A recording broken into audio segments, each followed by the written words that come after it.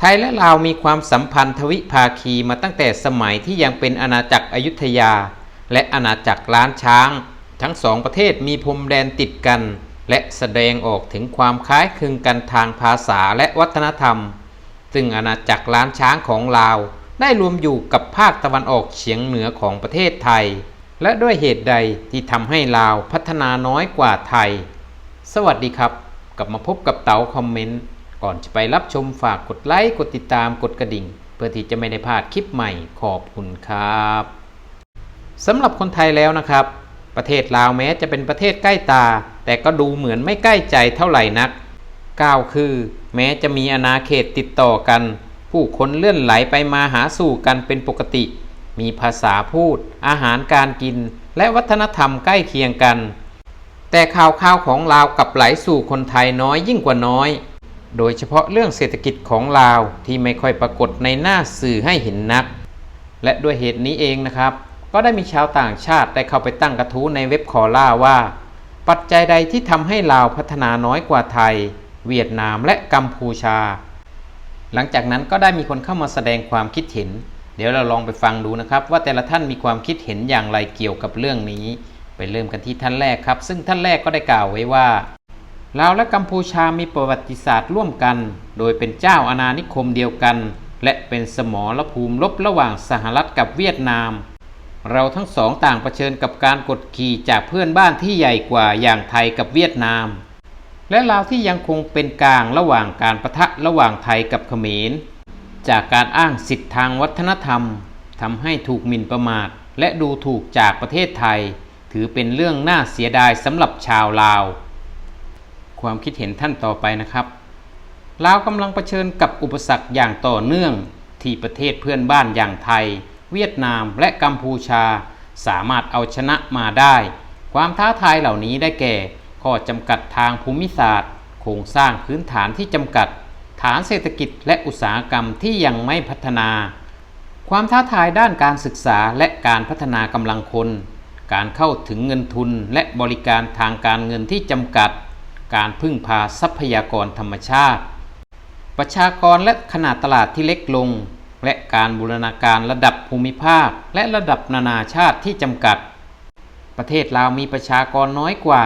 ดังนั้นจึงมีตลาดผู้บริโภคที่เล็กกว่าเมื่อเทียบกับประเทศอย่างไทยและเวียดนามซึ่งทำให้ประเทศลาวน่าดึงดูดใจนักลงทุนน้อยลงซึ่งมักให้ความสำคัญกับตลาดใหญ่ที่มีความต้องการของผู้บริโภคมากกว่าลาวมีโครงสร้างพื้นฐานที่พัฒนาน้อยกว่าเช่นถนนทางรถไฟและสนามบินทำให้การดึงดูดการลงทุนจากต่างประเทศและการอำนวยความสะดวกทางการค้าที่ทำได้ยากขึ้นโครงสร้างพื้นฐานที่ไม่ดีจำกัดการบูรณาการตลาดภายในประเทศและการเข้าถึงตลาดต่างประเทศซึ่งเป็นอุปสรรคต่อการเติบโตทางเศรษฐกิจของลาวพึ่งพาการเกษตรเพื่อยังชีพเป็นหลักซึ่งจ้างงานประชากรจำนวนมากแต่มีผลผลิตและมูลค่าเพิ่มต่ำประเทศไทยและเวียดนามมีเศรษฐกิจที่หลากหลายกว่ารวมถึงการผลิตและการบริการซึ่งทำให้การเติบโตและการสร้างงานที่มีความแข็งแกร่งมากขึ้นลาวมีศักยภาพด้านอุตสาหกรรมและการผลิตที่จำกัดเมื่อเปรียบเทียบกับประเทศเพื่อนบ้านซึ่งได้รับประโยชน์จากการลงทุนจากต่างประเทศในภาคการผลิตเนื่องจากค่าจ้างแรงงานที่ต่ำกว่าและทำเลที่ตั้งที่เหมาะสมแก่การขนส่งสิ่งนี้ทำให้ลาวดึงดูดการลงทุนที่คล้ายคลึงกันและพัฒนาฐานอุตสาหกรรมได้ยากขึ้นลาวเผชิญกับความท้าทายด้านการศึกษาโดยมีอัตราการรู้หนังสือต่ำกว่าและการเข้าถึงการศึกษาระดับสูงที่มีจำกัด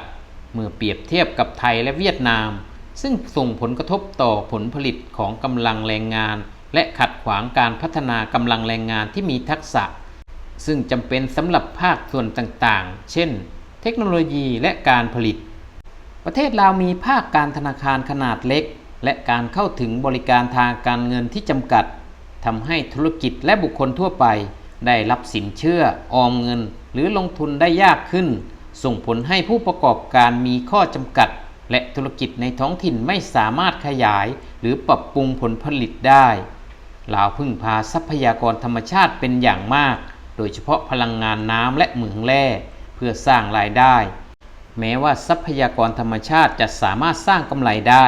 แต่การพึ่งพาการส่งออกทรัพยากรธรรมชาติอาจทำให้เกิดความผันผวนได้โดยเฉพาะหากราคาสินค้าในตลาดโลกลดลง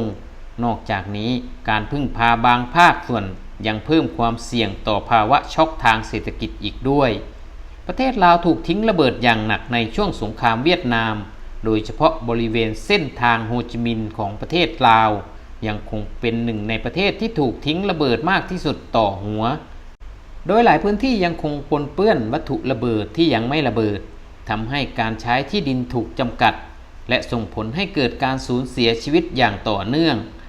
ลาวเป็นสาธารณรัฐสังคมนิยมพรรคเดียวซึ่งเป็นปัจจัยที่ทำให้เศรษฐกิจเปิดกว้างน้อยลงและมีส่วนร่วมในการปฏิรูปตลาดน้อยลงเมื่อเปรียบเทียบกับประเทศอย่างเวียดนามซึ่งได้นำแนวคิดเสรีนิยมทางเศรษฐกิจมาใช้มากขึ้นภายในกรอบสังคมนิยมซึ่งทำให้ลาวเข้าถึงแหล่งเงินทุนระหว่างประเทศและการลงทุนโดยตรงจากต่างประเทศได้จำกัดลาวเป็นประเทศเดียวในเอเชียตะวันออกเฉียงใต้ที่ไม่มีทางออกสู่ทะเลเนื่องจากไม่มีทางออกสู่ทะเลโดยตรงลาวจึงต้องเผชิญกับต้นทุนค่าขนส่งที่สูงขึ้นสำหรับการนำเข้าและส่งออก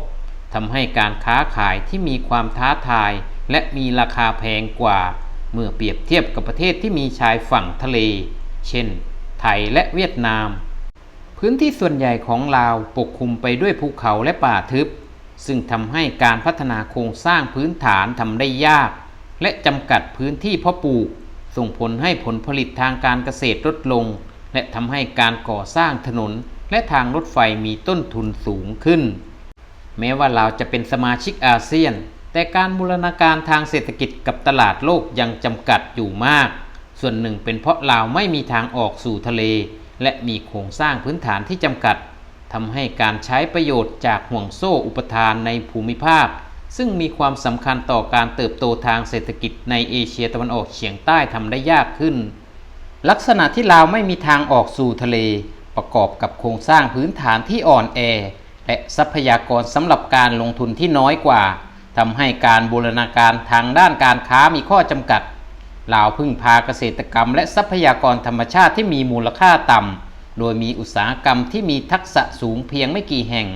ที่ทำให้ผลประโยชน์ทางเศรษฐกิจเท่ากับในสวิตเซอร์แลนด์และสิงคโปร์ลาวประสบปัญหาด้านการศึกษาโครงสร้างพื้นฐานและธรรมาภิบาลซึ่งส่งผลต่อคุณภาพแรงงานและความเชื่อมั่นของนักลงทุนสวิตเซอร์แลนด์และสิงคโปร์เอาชนะข้อจำกัดด้านพื้นที่และขนาดประเทศด้วยการวางตำแหน่งเชิงกลยุทธ์ในภาคส่วนที่มีมูลค่าสูงส่งเสริมแรงงานที่มีทักษะและรักษาสภาพแวดล้อมที่เอื้อต่อธุรกิจที่มั่นคงพวกเขาได้รับประโยชน์จากโครงสร้างพื้นฐานขั้นสูงทำเลที่ตั้งเชิงยุทธศาสตร์การปกครองที่มีประสิทธิภาพและการเน้นย้ำอย่างหนักในการส่งออกที่มีมูลค่าสูงในทางกลับกัน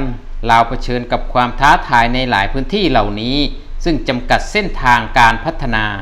ก็จบลงไปแล้วครับสำหรับคลิปนี้สำหรับท่านที่เข้ามาชมคลิปนี้สามารถแสดงความคิดเห็นแลกเปลี่ยนความรู้ไปใต้คลิปกันได้คลิปนี้ถ้าแอดพูดผิดหรือใช้คำผิดก็ต้องกราบขอโทษคลิปนี้แอดขอตัวลาไว้เจอกันใหม่คลิปหน้าสวัสดีครับ